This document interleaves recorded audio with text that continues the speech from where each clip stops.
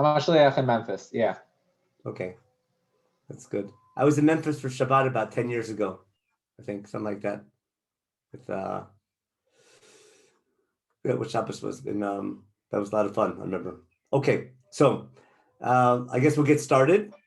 Your overall topic that Ephraim told me about was remind me, Ephraim. You have what the overreaching topic is something about social justice. Building a virtuous society, lessons from prophets and kings. Okay, perfect. Okay. So I was really torn between two different topics. I picked the topic of Omer because we're coming to Omer, and the purpose of the series, if I understand Rabbi Sorrell correctly, is to get ready for Shavuot. So I'm going to focus on Omer. But before I do that, I want to just give a quick explanation about the topic you chose, about this idea of being a virtuous society. From what you remember, again, this is a conversation, this idea of we're small share, so we get to have, you can either talk and chat or answer if you want. Does God ever talk to himself in Sefer Bereshit, just for the fun of it? Do you ever remember God speaking to himself? We do that all the time, don't we? For good or for bad reasons, but we always talk to ourselves. Does God ever talk to himself in Chumash? During creation. Oh, very good. That's right. He doesn't stop, does he? Day by day. He talks to himself during creation. That's for sure. Okay. But after creation, it's not even clear who he's talking to. So he talks to himself during creation. Does he talk to himself again any other time? You got the tower during the tower story. That's right. The tower babe actually talks in the plural. He says, let's go down and no, he seems to be talking to his board members. Actually, go back a little bit. When's the first time he discusses something with his board members? With the I call them the rabbis call them the Malchei Sharet, the celestial bodies. Remember when before he makes man, he talks in the plural. Let's make man. He talks to himself in every act of creation. When it comes to making man, he talks to himself in the plural. Okay, and then before the flood, he talks to himself. After the flood, he talks to himself. Before the flood, but whenever he talks to himself, he's always making a major decision about making man, throwing man out of Gan Eden. He talks to himself, bringing the flood, limiting man's life to 120, bringing the flood, saying I'm not going to bring another flood, and scattering the nations after the Tower of Babel. But in fact, every major decision in God's relationship with civilization, he talks to himself.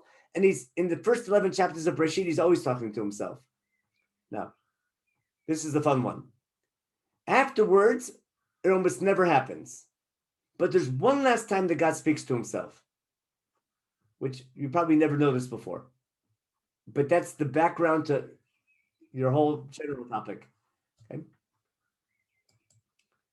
Anyone know? I'm just wondering, where in Sefer Bereshit, after Avram was chosen, where does God speak to himself one last time? And afterwards, he'll never speak to himself again in Chumash. About Sodom, right? Like I tell Avram about destruction. And it's not fair because you went to yeshiva, Efraim. Okay. It was in my class, okay. But it should be surprising to everyone, isn't it? I want to show you how important that pasuk is. It's in the story of Sodom, and that's why I want to pay attention to this format of in Sefer Bereshit. Let's open up Sefer Bereshit. We'll open up a Chumash in chapter 18. I'm sorry. Go back one. Sefer Bereshit, chapter 18. I have a nice English Hebrew Chumash for us. Everyone knows the three angels come and tell Avram, he does Achnasat Orchim. He's very kind, and it's the best example of hospitality. And then they have good news. He's going to have a child, and not to give up hope. And within a year's time, of a child, and his name will be Yitzchak. And the same angels are about to go and destroy Sodom or check out Sodom.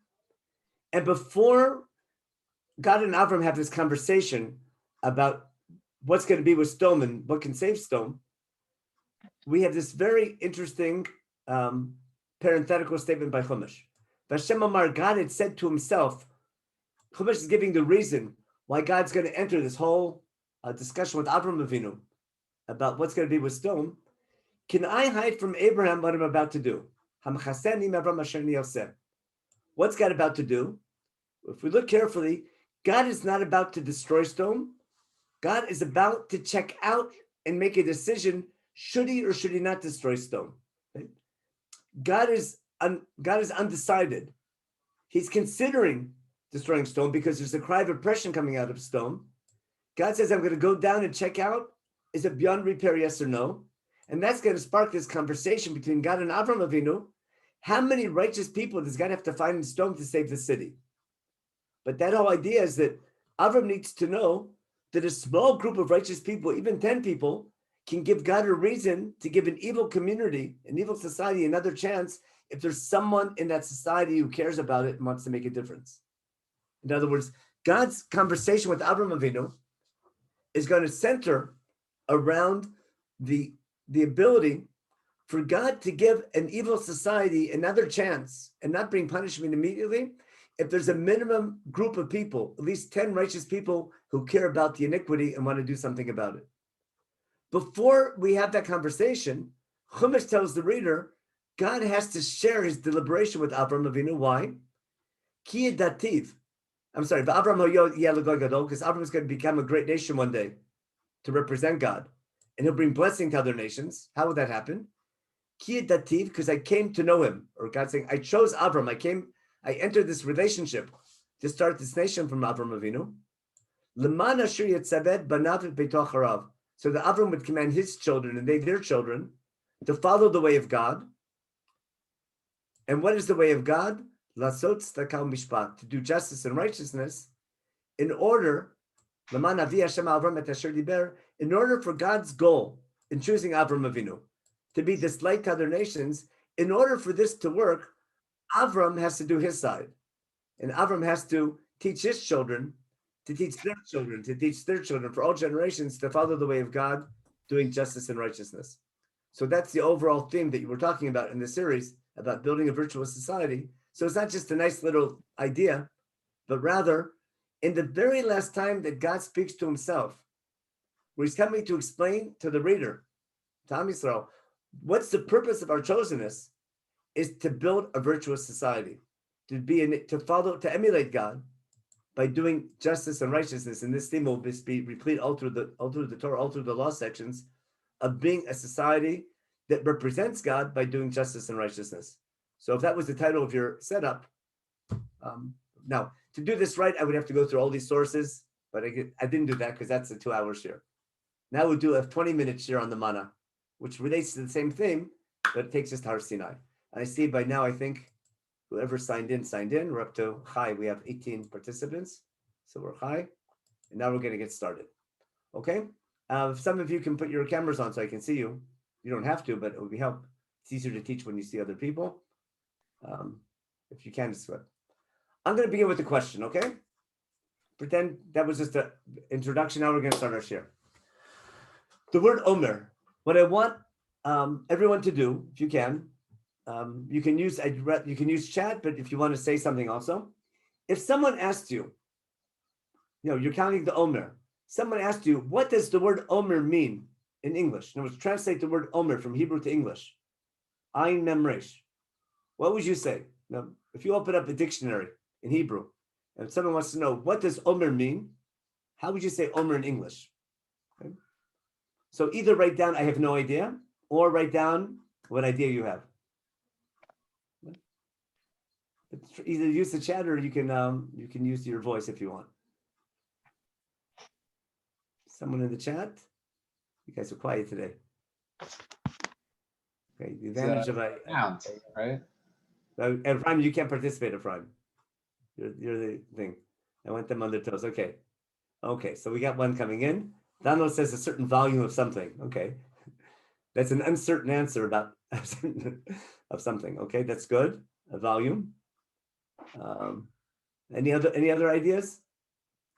Just it's really cute because everyone's heard of the Omer, and even though we know we're counting up to Mount Sinai, but we usually have no idea what the word means.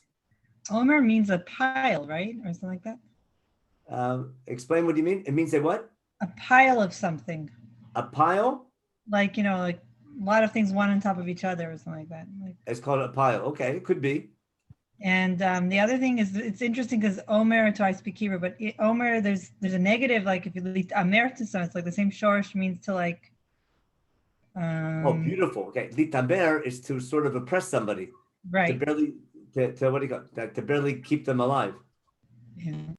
Titaber bo tachat. Notice when you have an evidence, notice you can't, treat someone in a mean way.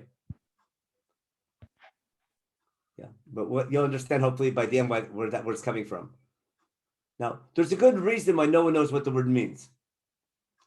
You know why? Yeah. Anyone want to give another try? What the word might mean? It's rarely found in the Torah, and it's not used in Hebrew either. Okay, let me open the again. The word Omer again is rarely found. It's 3 different times in Chumash we find it. They're all related to one another, but it's key for understanding what Sfirat Omer is about. It's a very strange word, and the way it's usually translated in the Torah is easy. In English translation, it's translated O-M-E-R. Why they translated O-M-E-R? Because they don't know what it means. Omer. So what we need to do is follow a simple methodology of studying Tanach. When we find a word, we have to trace it the first time it's found, and then the next time we have to find each time it's mentioned, especially the first time, and that'll be key in understanding what it means all the other times. Or we can look it up in a dictionary, but a dictionary, again, it's not going to help us too much because we'll find different meanings. It's the name of a sacrifice that we bring. It's the name of, sometimes it's the name for several sheaves of wheat or maybe a bundle of wheat. We'll see. Okay, ready to get to work? Okay. Now, other than Ephraim, anyone have any idea where the first time we find the word Omer is? We know where it is in our Siddur. It's after Marv. But where do we find it in Chumash the first time? I'm hoping that no one knows. This is my point. Okay, that's what I'm trying to show you how important it is. Okay. It's a story you all know, but you probably never paid attention to. It's a story of the manna. You've heard of the manna, right? The manna was the food that we ate in the desert. The first time we find the word Omer, and that's going to define the word, is in the manna story. So let's open up our Chumashim. I'll share my screen with you. We're going to open up Sefer Shmot, chapter 16. Again, we just celebrated the Exodus a couple weeks ago. Had a whole big Seder. And remember, we left on the 15th day of the first month, we left Egypt. We started traveling, going through the desert, all these activities. We had splitting of the sea, and we had running out of water in Mara, and it was bitter, and we made it fresh, and then we had Palm Springs. And then, a month after we leave Egypt, we reach a place called Midbar Sin. We travel from Elim. We arrive in Midbar Sin on the way to Mount Sinai on the 15th day of the second month, which is 2 days from now in our calendar. But it's about a month since we left Egypt. And the Jewish people complain. Has that ever happened before? Does that happen again? We always complain, don't we? It's our pastime. We complain. But we have a good reason to complain because there's no food. But listen to how we complain. Okay? You know what? They tell Moshe, you want us dead? You should have killed us in Egypt on a full stomach. Their understanding is that God took them out of Egypt to kill them with famine. Why did you take us out of Egypt to die in famine? If you wanted to kill us, God, you could have killed us with the Egyptians on a full stomach. They're really angry. Of course, God wants them to ask for bread, but I want to teach them that nicely.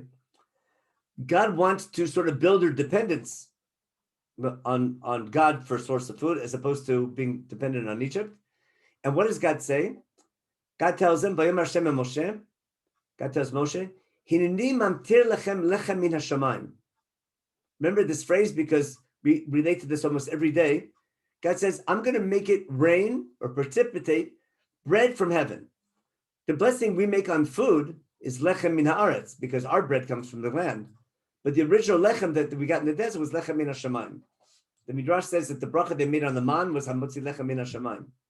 We'll see how important that's going to be soon. But God says, I'm going to give you, it's going to rain bread from heaven. the people have to go out and collect every day. Leman anasenu hayelech b'toratim lo. To test them, will they follow my Torah, yes or no? Meaning, it's 3 weeks before we receive the Torah. We're on our way to Mount Sinai. Remember, we're marching to Mount Sinai. We're on our way to Mount Sinai. We haven't gotten there yet. We have all these activities. We're going to have all these different activities on our way to Mount Sinai to sort of train us. It's like a training session to get ready for the big moment of Matan Torah. What are we going to do? God's going to put us through a difficult experience where there's no food. He's going to provide food, but how much can we take every day? Only as much as we need. Means God's going to say, you can take it every day, but if you remember the laws of the man, remember, you can't take more than you need. You can't hoard. You take as much as you need. We'll see in a minute. Now, that could be a test in belief in God. In other words, why would someone hoard? Because why? Because he doesn't believe God will give him tomorrow. Or it could be he's going to hoard because he doesn't know how to respect his fellow man. What I want to show you is the very first test that we have as God's people. The way that God prepares us for Matan Torah is everyone's starving for food. God's going to drop food from heaven in a miraculous way. How are we going to behave as a people with that food drop? And if I call it kiddush mode, if you know, I guess in Memphis people are better behaved than in New York.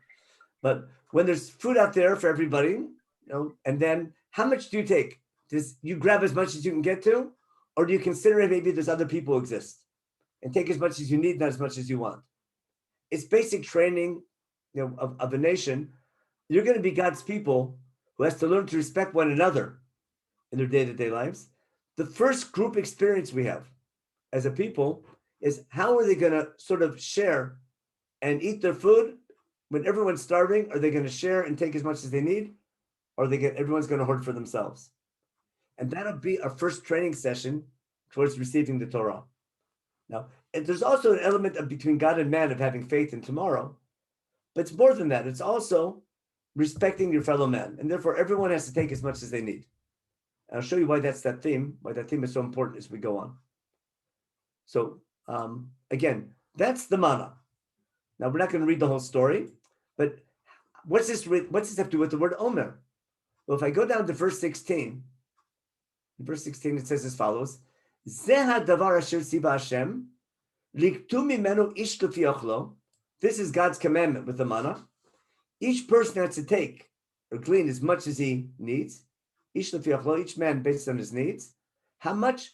Omer lagogolet, an omer per person, based on how many people in your family. And then they measured with the omer. Meaning that's the first time we have the word omer.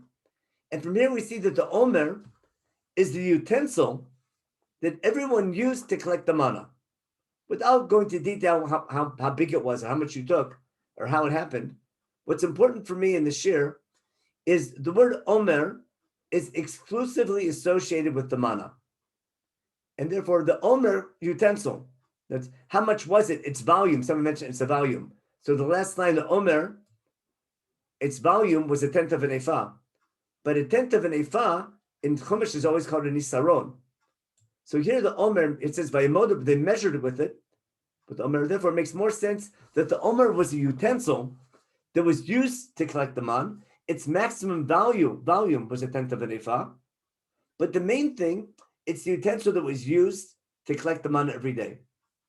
So when a Jew in the desert heard the word Omer, it meant to him the manna, or the kli that we use, the vessel that we use to collect the manna. And in fact, this experience is so important that later God tells Moshe to take a sample of this manna, right? To take a malo omer, take a full utensil of omer of man, and put it into a container, into its insenet, into a closed container, and put it next to the Aron HaBrit, next to the Ark of the Covenant that has the covenant between God and his people in it. It's going to be an eternal reminder of our connection to God and our preparation for Har Sinai. Okay, so let's take a look now. Let me check the thing. Okay. Yeah, okay. Examples of learning about hoarding, that's for sure. will come up a lot in Chumash. I'm sorry, let me get back to my screen. I'm staring the wrong screen. There we go. Hebrew, English. Here we go. Where is my Chumash? Chapter 16. Here we go. I'll close the chat. Okay, now. Now, that's the first time we have Omer. So let me get my first point clear. The first time we have the word Omer in Chumash is uniquely with the story of the manna. Got it? And that's our food for 40 years in the desert. What are we going to eat when we come to Israel? We no longer need manna when we come to Israel because we can grow our own crops. In fact, the manna stops as we cross the Jordan River and when Sefer Yeshua begins. We're told that explicitly. Manna stops and now we eat from the land of Israel. The next time we have the word manna, we're going to read in this week's Parsha. The other reason we picked this topic, because it's preparation for not just Shavuot, but also Parshat Shavuot. Parshat Omer. Let's go to Sefer Vayikra, chapter 23. Parshat Omer. We have all the Jewish holidays.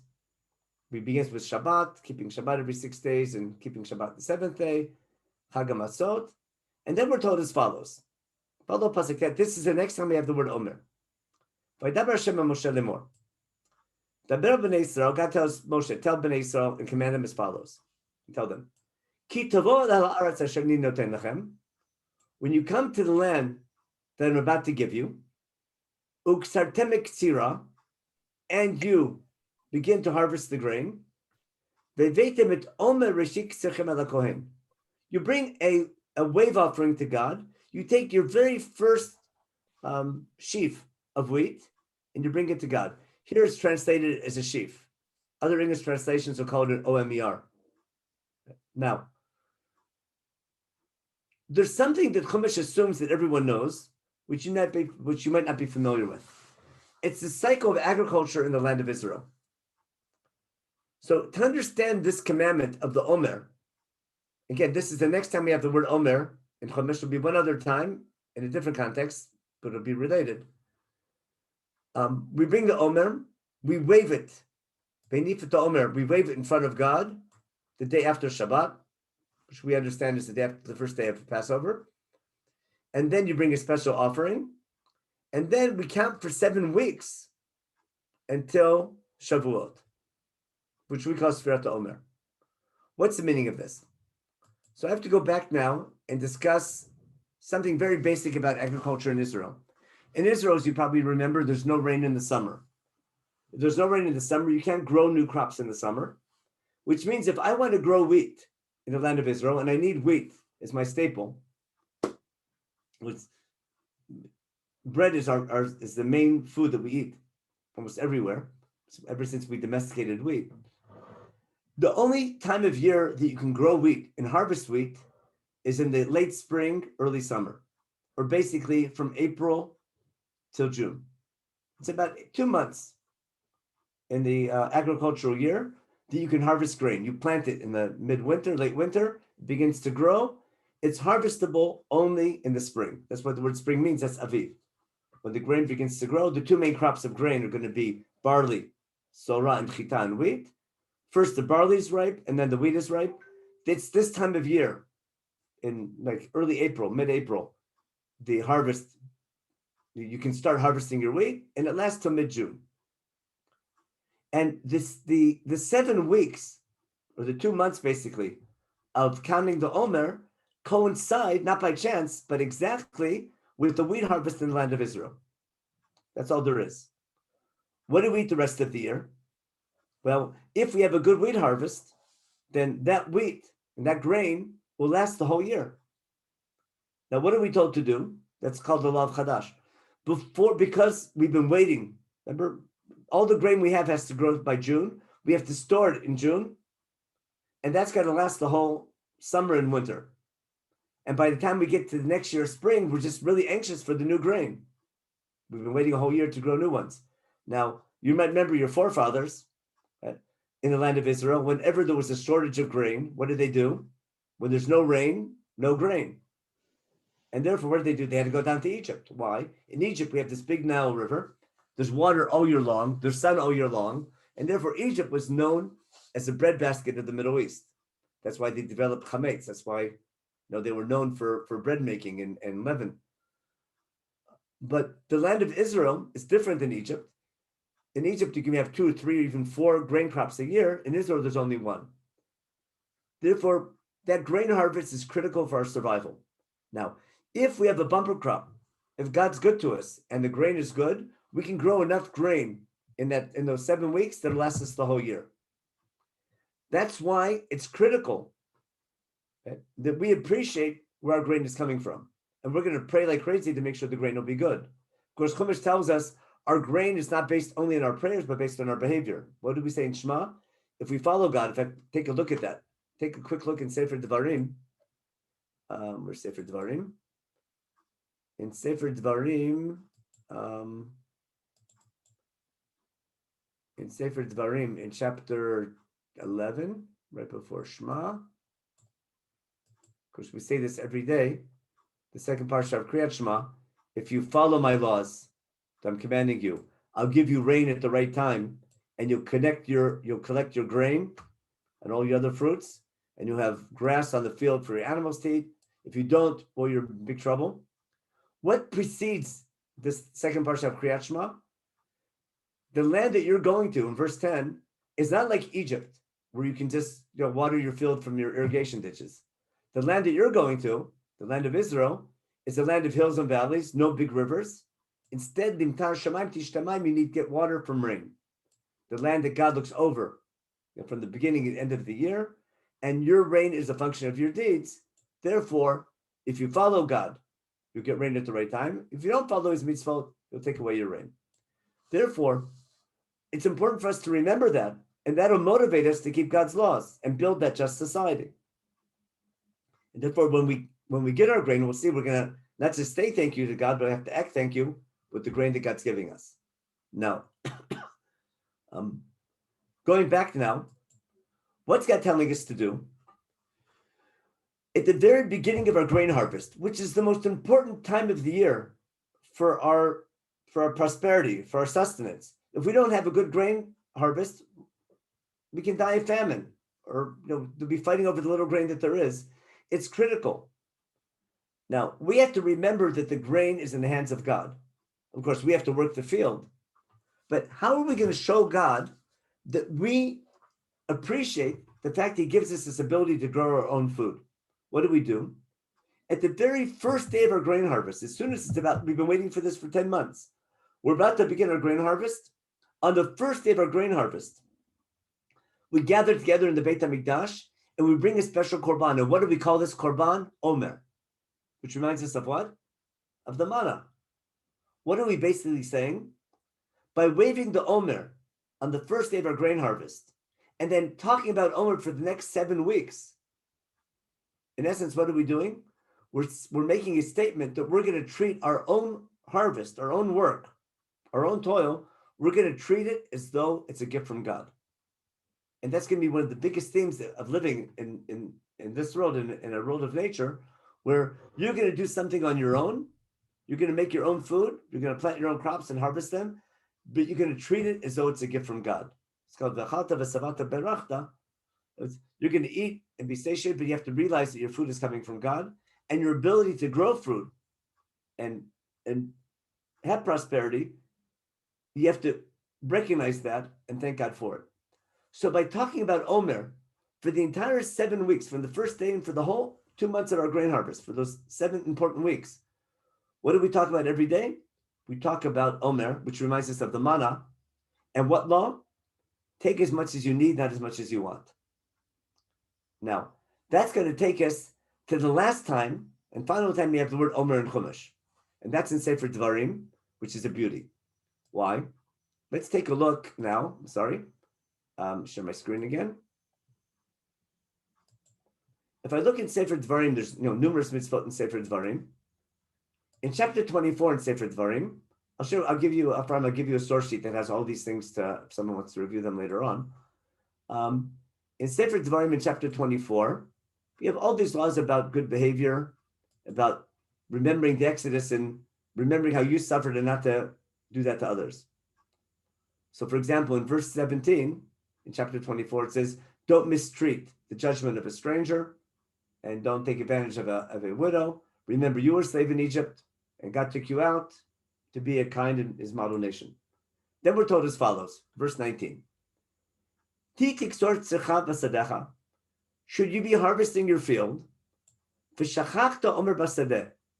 Should you forget, or I think you're supposed to pretend to forget. You forget grain in your field. What's it say here? Again, they translate the word sheaf. But why the word for sheaves? Remember Yosef's dream? It's called an aluma. It's called chida. There's many other words all through Tanach for your grain. The only time it's called Omer is here. Why? The leftover grain, when you're harvesting your field, the leftover grain, Chumash refers to it as Omer. What do? Don't take the leftovers. Don't go back and pick it up. Instead, leave the leftovers or leave it over on purpose for the stranger, the orphan, and the widow, so that God will bless you in everything that you're doing. And the same thing with your olives harvest, same thing with your grape harvest. And followed by, remember, you were a slave in Egypt, and that's why I'm commanding you to keep these laws. Meaning, take your suffering and how you were mistreated and make sure you don't do that to others.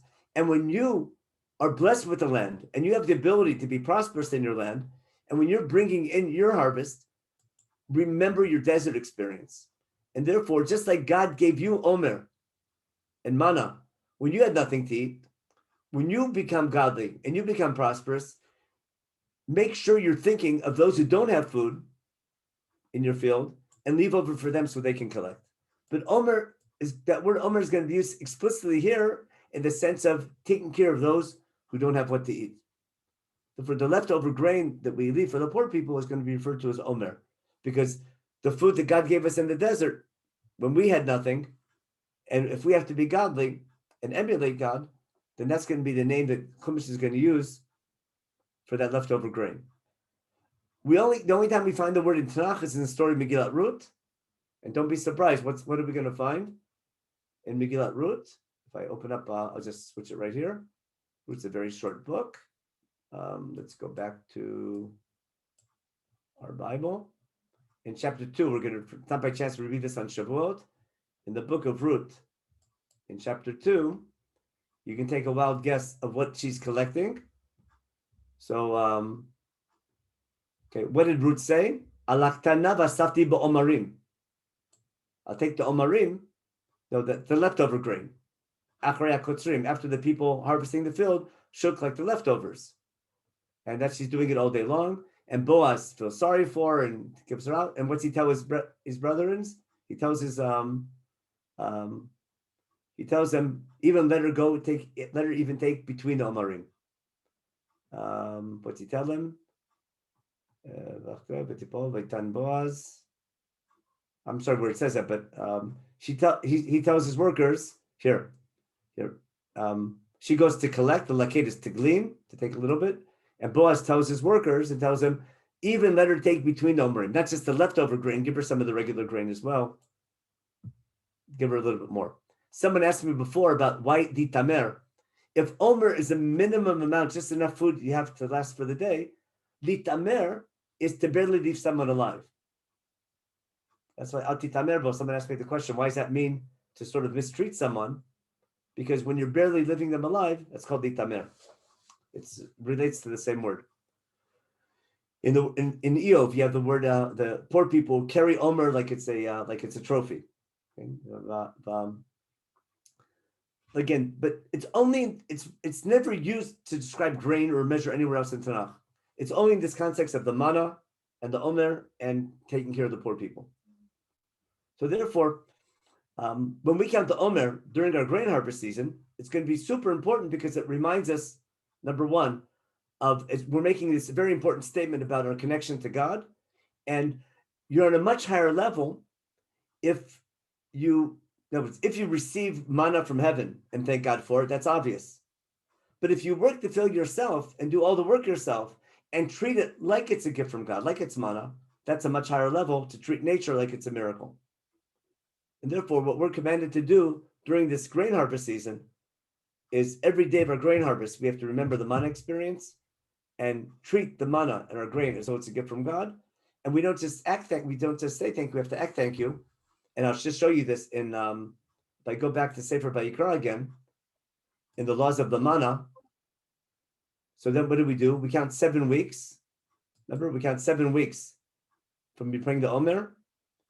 We'll talk about why we count weeks specifically. And then we bring a special korban. We bring our first, from the first wheat, we bring to the Mikdash. After 7 weeks, we have a harvest holiday a grain harvest holiday called Shavuot. Okay. And what are we told right afterwards? When you're harvesting your grain during these 7 weeks, don't take your whole field. Leave over a corner of your field for the poor people. Don't take the corner of your field. And don't take all the leftovers. Don't take the leket. Okay? Instead, leave them for the poor and the needy. Why? Ani Hashem Elokechem. Again, it's not saying thank you, it's acting thank you. And that becomes a principle about how we view prosperity in Judaism. And it's good to be prosperous, but the way God judges you is what you do with your prosperity. If you want God to bless your land and bless your prosperity, use your prosperity to be like God and use that to help those who are in need. Now, part of our preparation for Har Sinai, that's why, in Chumash, it never says that Shavuot is preparation for Har Sinai. It's a grain harvest holiday. But when you follow the Omer story in the manna, the whole manna experience is preparation for Har Sinai. And so in that sense, counting the Omer during these 7 weeks fits beautifully with this idea of getting ready for Mount Sinai and getting ready to become God's people, because that's how we act as God's people. Always being considerate of the needs of others.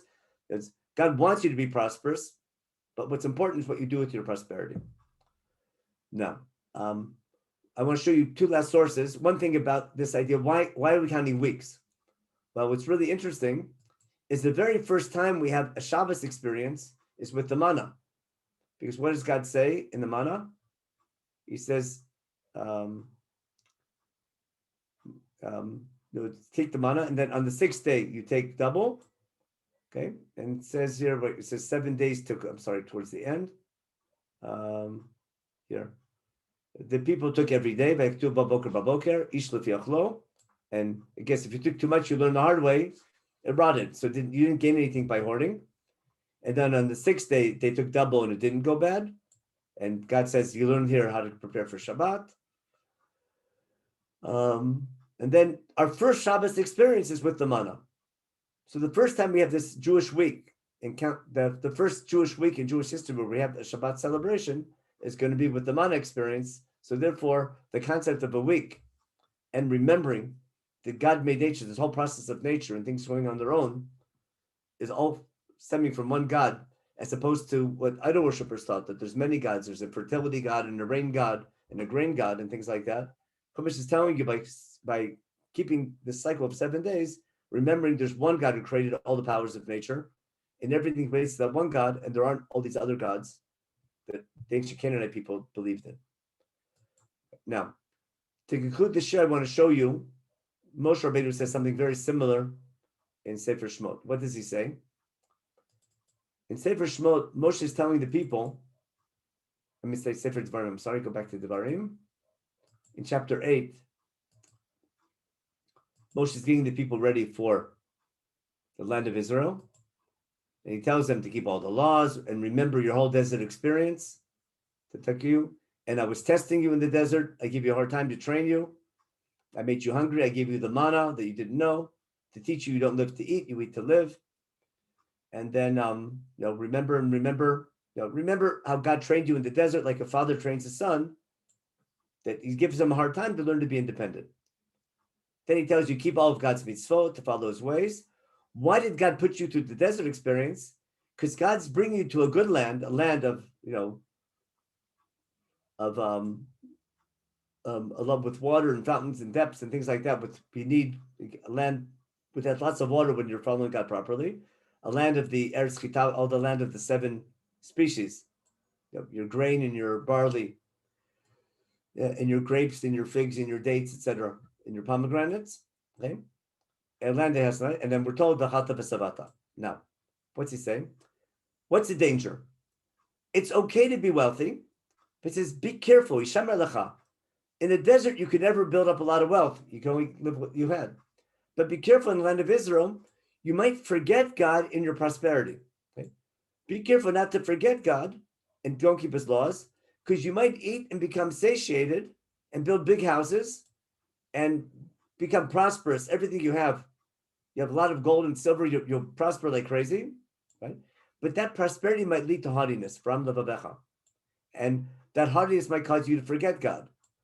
Who might you forget? The God who took you out of Egypt, the God who put you through the desert, the God who put you through these testing experiences, the God who gave you man to eat in the desert. And what might you say? You might come and say, you might take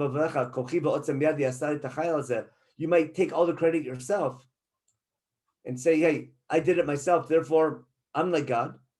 God says no. God says, therefore didn't say therefore don't be wealthy. Being wealthy is a blessing, but use it properly. What's God say? Don't be poor, but rather remember God in your prosperity. He's the one who gives you the ability to be prosperous in order to keep his covenant with you as he promised to be his model nation. And therefore, this mitzvah of Omer and Mana is a reminder in the time of the Bible, when we're living in Israel and we're an agricultural society, during the most critical time of the agricultural year, we have to remember our desert experience, our training experience of how God took care of us when we didn't have what to eat, so that when we gather our grain and become prosperous and take the best of the land and work our own land and become prosperous, in our prosperity, we can't forget God, we have to remember God, and we do that by bringing the Omer reminding us of the man experience. And hence, for the 7 weeks, as we prepare, as we collect our grain, we have to remember the theme of why we were chosen and why God trained us in the desert. And then, as that experience itself was preparing for Matan Torah, for receiving Torah to become God's nation, it's beautiful how the counting the Omer in the land of Israel was a very sharp reminder of this key theme of why we're chosen. Where at the same time, when we're no longer in the land of Israel, no longer an agricultural society, counting the Omer reminds us of getting ready for Har Sinai. But in essence, Har Sinai is becoming God's people that represents God by what they do with their prosperity. The society that they build, that virtuous society of doing justice and righteousness, is if you have you can take your prosperity and become corrupt with it, or you can take your prosperity and do kindness with it and emulate God. And therefore, our preparation for Har Sinai is not just remembering that we received something from God, but rather we took upon an obligation to be his people.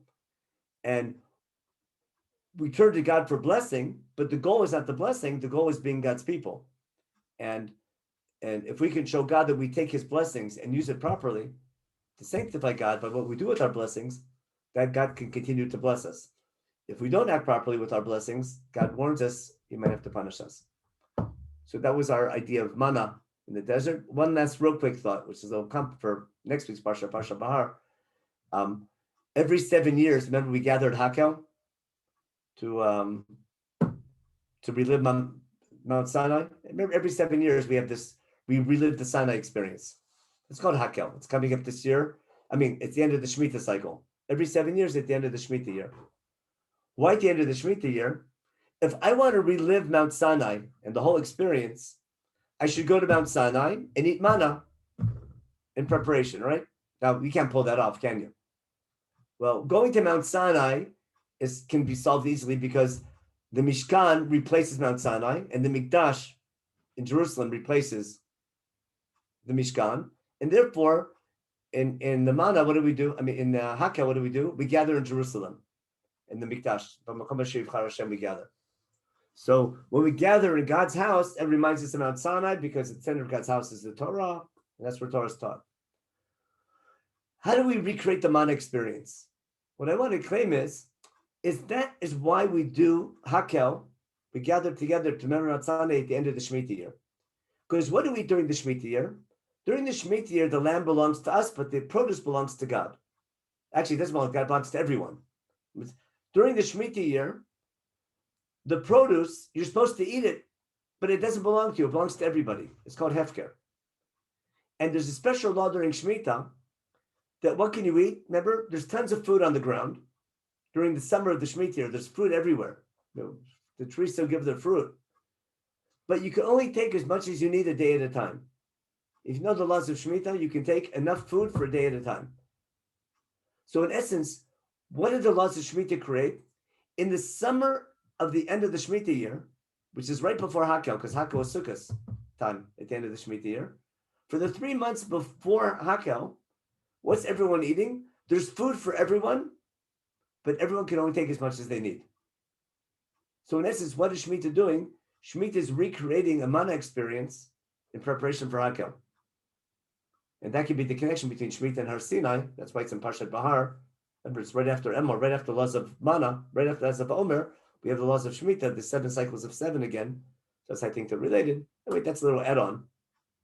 If you want to understand what's the connection between Shemitah and Har Sinai, that makes a nice connection. So I'll stop here for questions. But what I wanted to get across today is, what's this idea? I'm sorry. I'll share you here. I have a source sheet. I'll share with you here, and I'll give it to Ephraim to. I'm sorry. Here we go. So we have all the sources I just went through. The Omer, something to counter, something to eat. The opening psukim is preparation, and taking Omer la Gogolet, and then counting it from Pesach to Shvot from Parshat Emor, and the pasuk in Devarim, and from Moshe Rabbeinu, and by Hakel and Devarim. Again, everything we talked about, it was in Chumash, but the key points will be in the source sheet, and I have an English version. I'll send that as well for all the sources that are in English. I'll stop here now for questions, if you have any. No, we're good. Rebbe, that was great. 10 years is too long not to come, but we're ready for you to come back to Memphis. Okay, after the, hopefully we'll be able to travel again soon. Please God, we look forward to seeing you.